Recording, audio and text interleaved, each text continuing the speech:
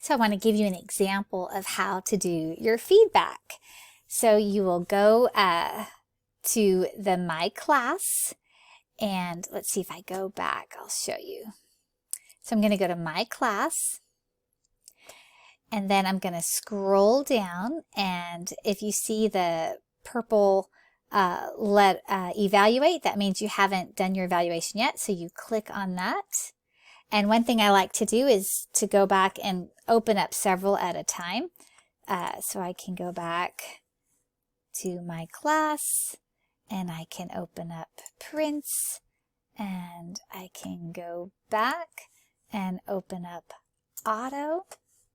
And so then I click on that student, and I click Start Recording, and you'll notice that I'm going to thank the student for their participation, and then I'm going to go over the lesson and then just thank them again. Generally, you'll say about the same thing to each student. If there's something very specific that you need to correct with that student, then you could also record that here. But I'm just going to tell Prince what a great job he did. So I'm going to come over here and I'm going to click on Start Recording. Hi, Prince. This is Teacher Avery. I had so much fun in class with you today. Thank you so much for listening carefully. You did such a great job of listening and speaking up and practicing our new words.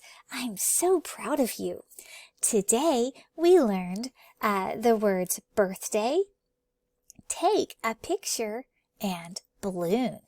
And we learned to ask, what present do you want for your birthday? I want a new bike. Prince, I challenge you to ask your friends, what present do you want for your birthday? And see what they say. Prince, I'm so very proud of your efforts today. It was such a fun class. Thank you for your great work, and I look forward to meeting you again. Bye.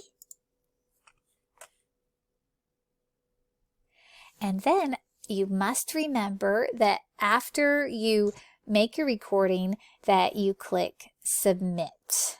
If you don't click submit, you are not done.